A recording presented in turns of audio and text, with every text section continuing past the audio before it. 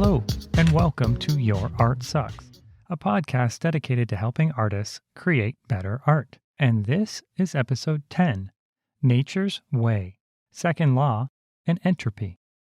In this episode, we will explore a concept I've been excitedly working on, as I feel that it will have a large impact on you and your art.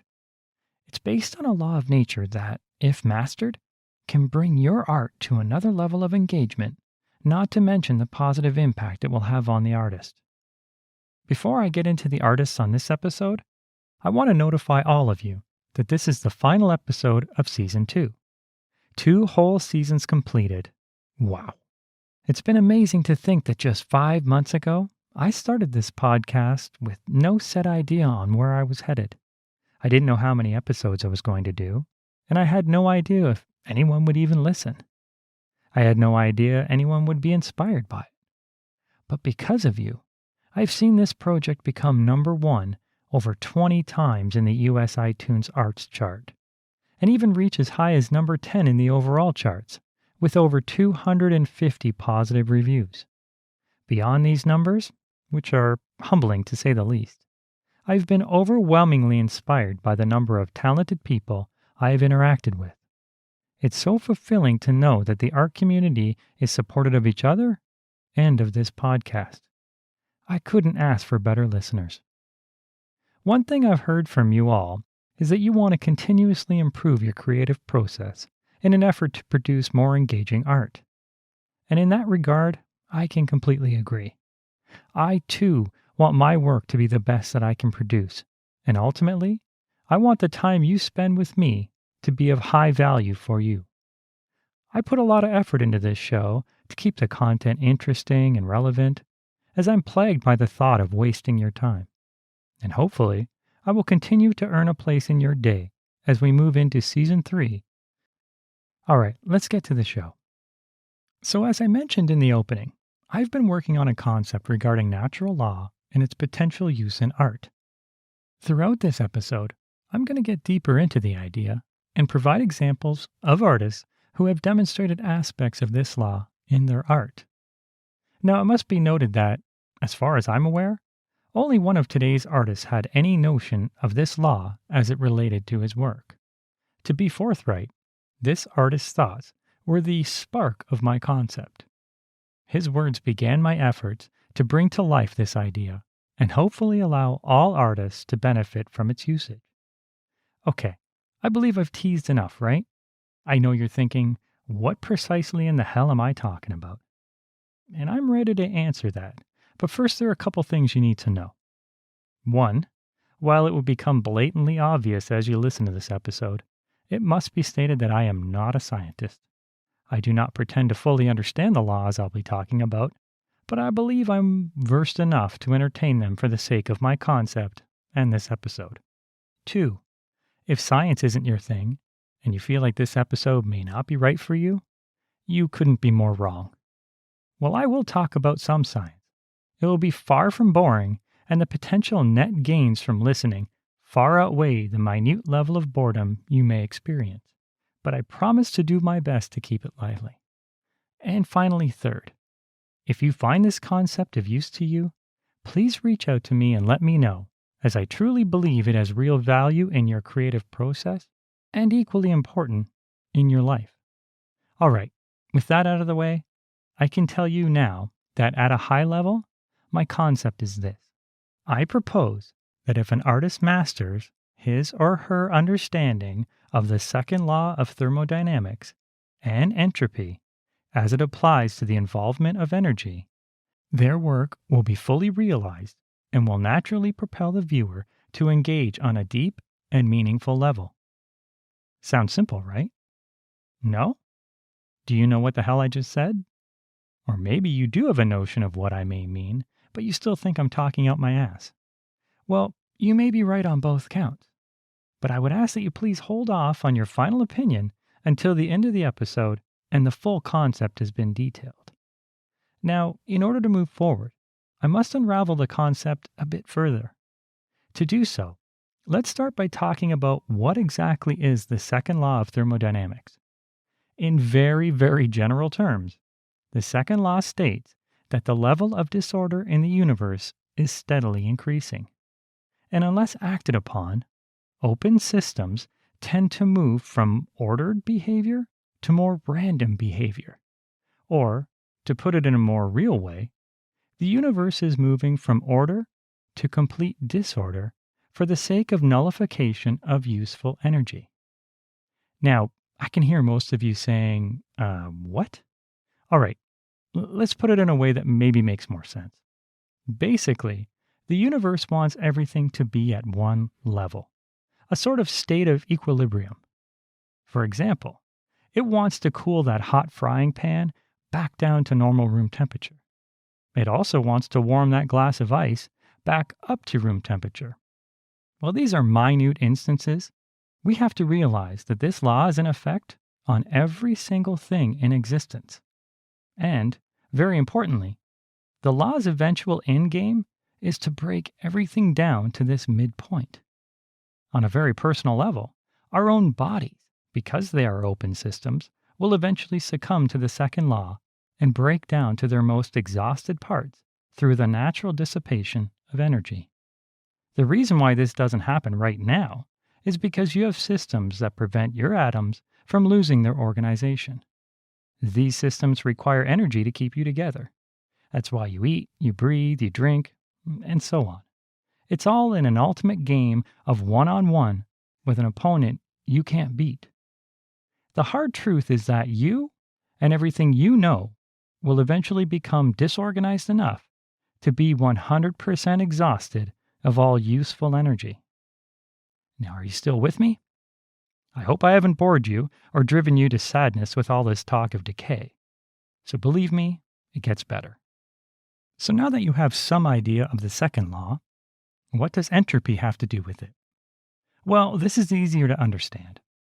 In a term that's relative to my concept, entropy is nothing more than a way to determine how disorganized a system is. A system that is fully chaotic is said to have high entropy, and a system that is highly organized is said to have low entropy. The universe's plan is to have everything in a state of high entropy. Everything is dispersed and disorganized. But, and it's a huge but here, is that while entropy cannot be reversed, it can definitely be slowed down, which is great news for us. Why? Because we can use our energy or other people's energy to keep systems at the state we want. For instance, we can keep that frying pan hot by maintaining it over an open flame. Or we can keep that glass with the ice cubes frozen by leaving them in the freezer. Remove that energy, though, and both of these things will suffer further entropy. Now listen up, because this is the most important thing you need to know. Even if you haven't understood everything I've said to this point, please understand this. We can, as artists, manipulate the amount of entropy in our art in order to allow the truth of the work to be at its most realized form at the point we allow the public to see it. To be clear, I'm only talking about finished artwork. I'm not talking about the energy an artist has to put in to create the work. So for instance, if you want your finished work to be more organized, it will require that either you or the audience give it the energy it needs to keep in that state. Or if you would rather your finished work to be in its most chaotic state, then you require little or no energy whatsoever from either yourself or the audience to keep it there, as the piece will have all it needs alone. Now you may be asking yourself, how does one actually create art with high or low energy? And why would anyone give enough of a shit to do it in the first place? Well, I'm glad you asked, because it's time I gave some examples to help you understand my concept, the process, and more importantly, the end result. Let's start with art that has low entropy and requires energy to realize its potential. The two examples I'm about to speak of both have been very recent in their occurrence. They're both sculptures, and they both are based on bringing attention to issues that have heavily impacted our society right at this moment. I speak of the giant drug spoon by artist Dominic Esposito and the Good Fences Make Good Neighbors project by Ai Weiwei. How about we start with Dominic's work? Now, just a note here, while I'm talking about sculpture, my concept works for every type of creative endeavor. Boston-based sculpture artist Dominic Esposito, well, he wanted to do one thing. He wanted to send a message, a loud and clear declaration that the pain he and his family and the millions of others around the world would not be denied. The pain I speak of is the pain of loss due to the addiction of a family member to opioids. Dominic lost a brother, Danny, and his family lost a son. The tragedy is one of tens of thousands that continue to haunt our society. They're modern-day horror stories that will impact all nationalities, all races, all religions. And sadly, it's all preventable. Unwilling to stand by, Dominic used his talents as an artist to craft a very recognizable symbol that would encapsulate a message that would be easy for those who suffer readily to identify with. To achieve this, he crafted an 800-pound, 11-foot-long, 4-foot-high silver spoon that has the handle bent in on itself, and the bowl of the spoon is visibly stained. Those who have experience with drugs would have little difficulty with the reference to a heroin spoon, a tool used to cook the drugs before they're loaded onto a syringe and injected. And with the energy spent in the creation of the sculpture, Dominic and gallery owner Fernando Alvarez had the sculpture placed in the main access area in front of a pharmaceutical company, which headquarters were based in Stamford, Connecticut.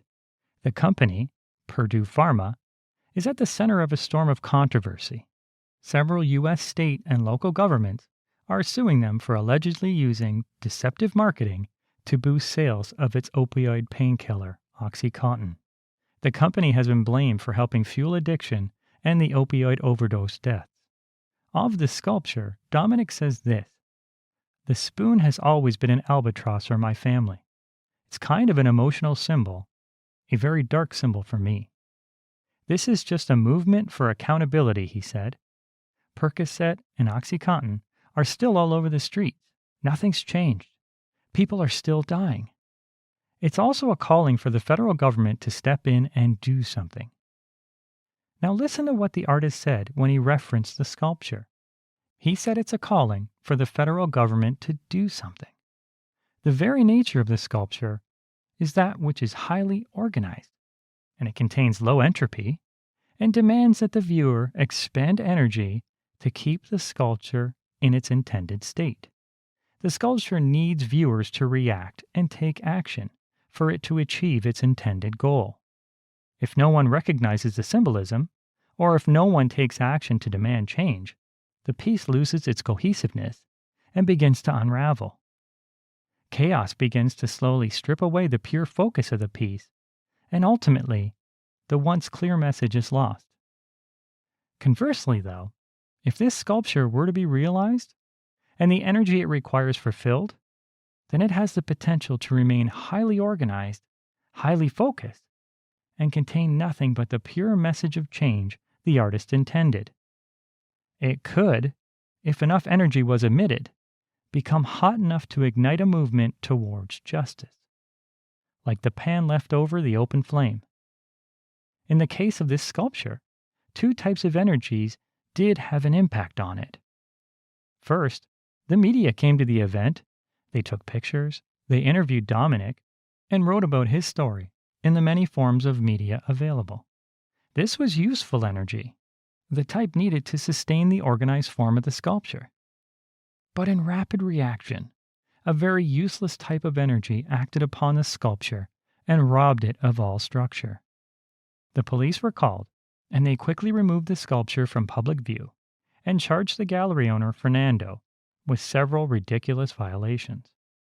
As I previously mentioned, the end goal of the second law of thermodynamics is to dissolve all energy into useless energy.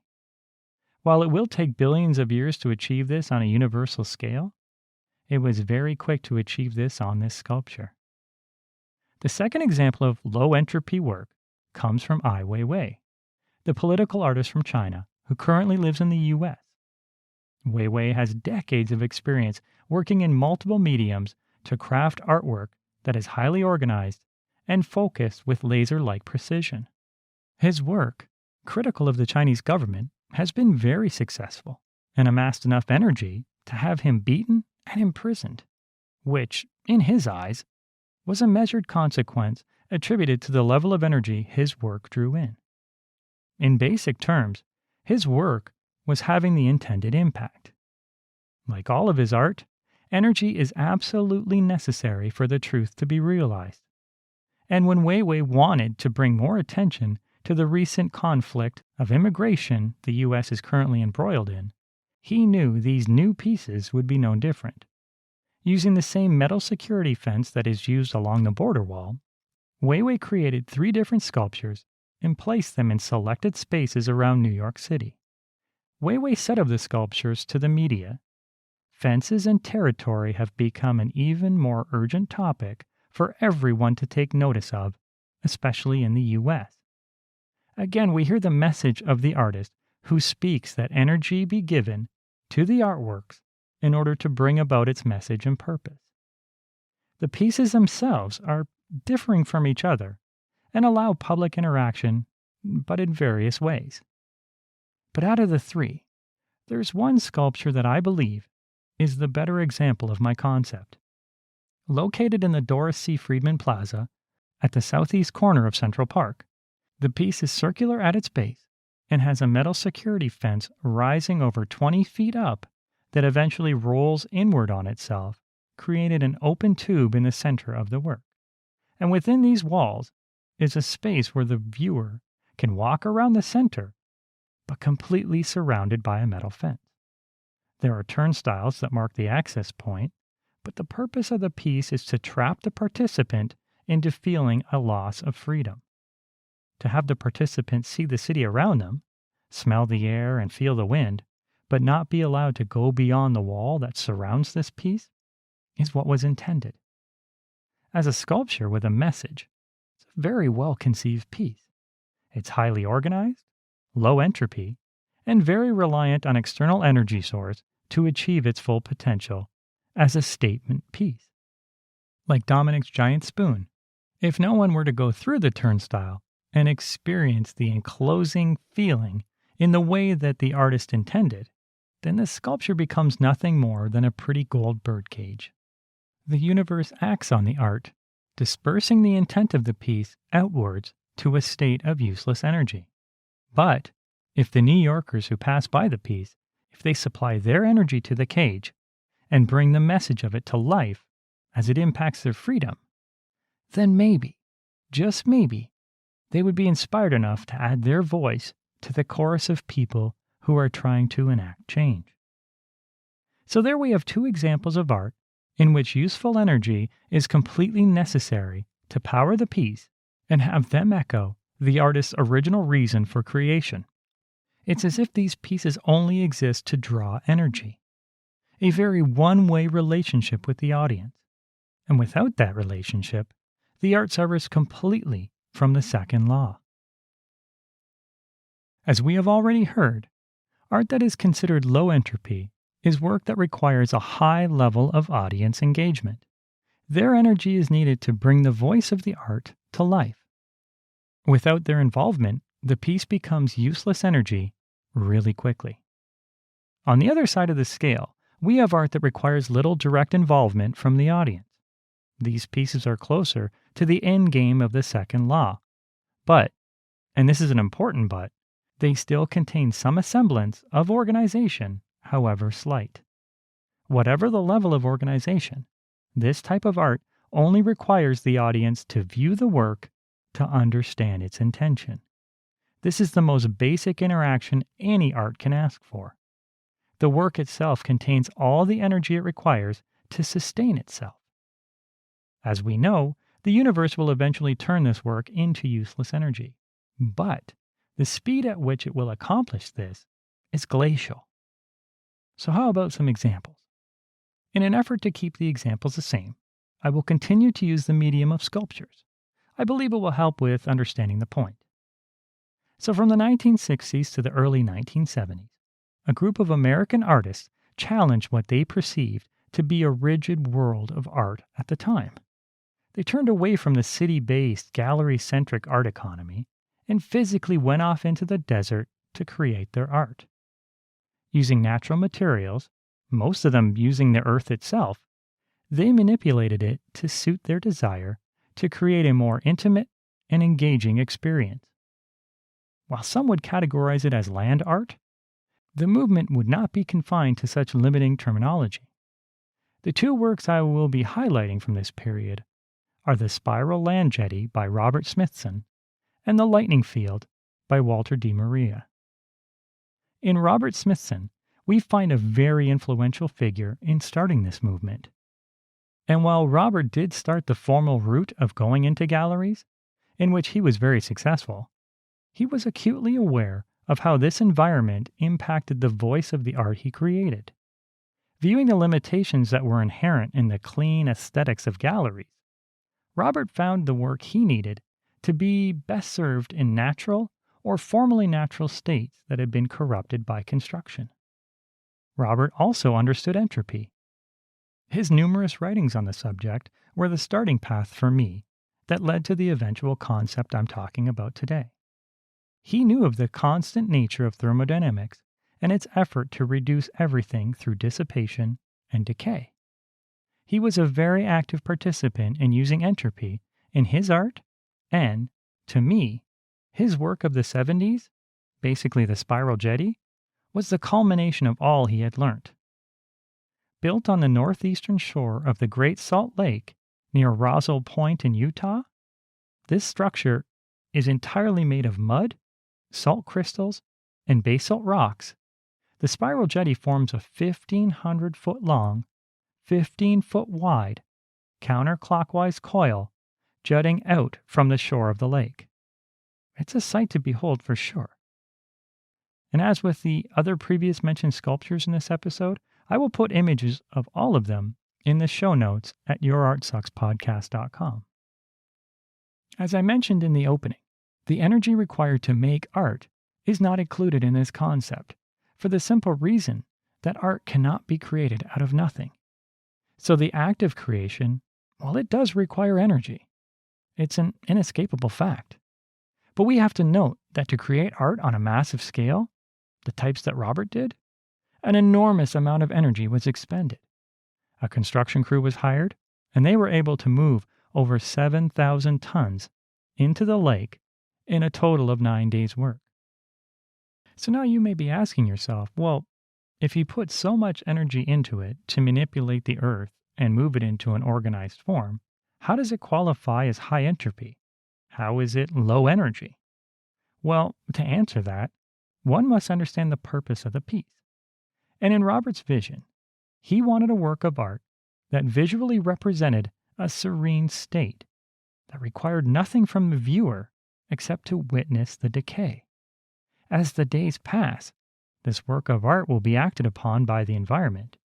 It will shift and move and eventually cease to exist at some future point.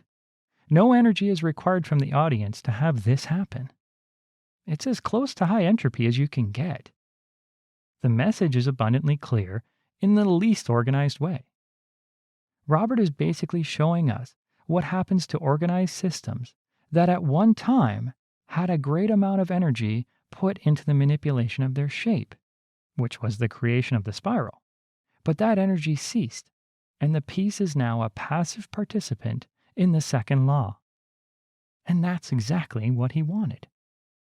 Robert wanted to create a very visual representation of how the second law will break down his art. And in that, I think he was very successful. For the second example of sculpture that emphasizes high entropy, we have to look at another large-scale work from the artist Walter de Maria. Located on a flat plain in the high desert of New Mexico, at an elevation of 7,200 feet above sea level, the lightning field is a series of 400 stainless steel poles, 2 inches in diameter and around 20 feet high. They're spaced 220 feet apart and have solid pointed tips that define a horizontal plane. The entire sculpture occupies a 1 mile by 1 kilometer area. The poles are attractors of lightning and are best viewed under such circumstances, although it's not necessary as the enjoyment of the work is not changed either way. In Walter's words, the only purpose of the installation is to be viewed in small groups or individually.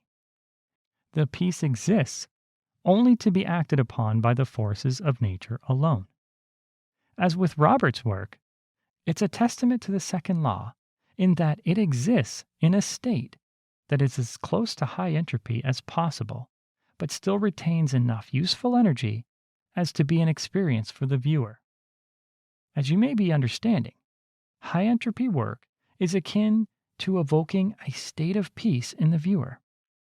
Not asking for any direct energy to reveal itself, these works bring about a stillness and a serenity that opens an internal space in the viewer to allow contemplation. I would feel confident that in this subdued state, the vast majority of people would eventually consider their place in nature and their mortality. I do have to mention a very unique feature of this work, as it differs greatly from Robert's spiral. You see, Walter added a pre-qualifying aspect to his work.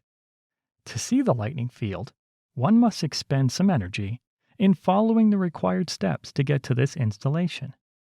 To see it, one must reserve a date, which, at the time of this recording, is absolutely full for 2018 and is accepting applications for 2019. If you're lucky enough to get a spot, you and 5 other people maximum will be transported to the site from a specified location to spend the day and overnight at a cabin on the property. There's no phone, no cell reception, no TV, and no power. So why does Walter require such a process to see his work? Well, that's simple. He wants you to make the decision to spend your energy to get there. Believe it or not, this single act alone keeps many people away who aren't serious about viewing his work in the manner he needs. Now, some of you may be saying that such a request is structured and would then make this art more low entropy because you have to expend energy to see it. And to this point, I say it's true. But when the viewer has been delivered to the artwork, no further energy is required from the sculpture to have its message revealed. The hoop jumping, well, that's just a way for Walter to weed out those who wouldn't understand the message of the piece. So with the examples now provided, I do hope that you have an understanding of the larger scope of my concept. We know that art, no matter the medium, can exist in different states of structure, and that structure will have an impact on the viewer. If the work is one that is very low entropy, highly organized, and with a very singular message, then the viewer or the artist must provide the energy to that art to keep the structure in place, to keep the energy useful and abundant. If the viewer or artist fails to provide this energy, the piece will rapidly fall to the second law and become useless energy in little time. If an artwork is created to be closer to what the universe is trying to achieve, then the artist must be careful to understand the relationship of the art to the viewer and the environment to ensure that the art has what it needs and that no direct energy is required to reveal itself. It exists in a state that allows it to be what it is at the point it's viewed. If we look at land art, we see the gradual efforts of entropy as it breaks down this art to useless energy. If you looked at the Jetty in 1970, it would be in a very low entropy state. There was energy put into moving it into that jetty shape. But if we look at the same work 40 years later, and as long as no one has put any energy into keeping it in that original state, entropy would have grown in the work as it starts to dissipate and decay. Now, what does this concept mean for you? How is this supposed to be an earth-shattering thing? How is this law going to make you a better artist? Allow me to answer that in this way. If you understand that the universe is working to break you and your art down, you also recognize the impact of energy on preventing this from happening. You will have a mindset that is more aligned with nature, and you will speak in a voice that is shared by every human on the planet. No one can escape the second law. So basically, You will be creating art that has unlimited potential. It will transcend sex, culture, race, or religion. By mastering the second law and entropy, you will inherently create work that knows what the end goal is. You will know how to imbue the work with the necessary energy it needs, or you will ensure that the work will engage the audience in a manner that they actively provide the energy the art needs to maintain its organization. By fully considering entropy as you create, your path forward to completion will be less of a struggle. You will be able to edit your work easier, as the unnecessary will be revealed in a very visible way.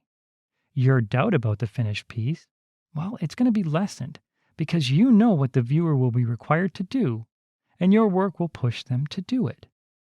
There will be an absolute clarity in the message of your work. The viewer will no longer be confused, and they will be able to enjoy the work as you intended. Now let me be more specific, as my explanation to this point, well, it's kind of esoteric. I'm saying this: if you master this concept, well, let's start as a painter. You will know the latent energy in colors. You will choose them based on their energy. You will understand the impact of texture and brushstroke on the audience. Master this as a musician, and you will feel the weight of the notes you choose. They'll speak to you. The very instrument you play will carry another level of implication, as will the environment you choose to play it in. Master this as a sculptor, and you will easily choose materials and shapes based off the energy they give, and easily discard others that fail to meet your needs with equal confidence. The space your sculpture will exist in will also speak to you and provide its own level of entropy.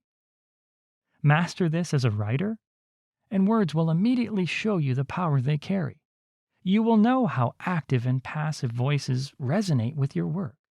The flow of your sentences and paragraphs, they will accentuate the life of your story without you forcing them to. Master this as an actor, and you will feel yourself become a vessel of energy. It will flow into you and out through you as the scene commands and as you allow. Truth will shine through your body and the words you vocalize. If you take time to consider what I'm saying and how it applies to you and the art you choose to use, you will see the value in this. You will see the depth in this, and you will see how it can propel you to be a better artist.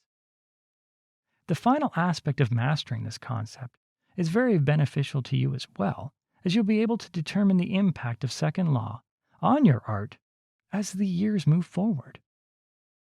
You will have a very strong idea on how entropy will seep into your art and how long it will take to dissipate it out to eventual uselessness. Personally, I find this ability to be very reassuring. Very few artists consider the long-term aspects of their work. And if you understand how the second law of thermodynamics is going to break apart your work eventually, there's something peaceful to it. There's something magical about it. So there you have it, the full breakdown of the concept. What do you think? Does it sound like something you will take at least some time to consider? Or even try on the next piece of art you create?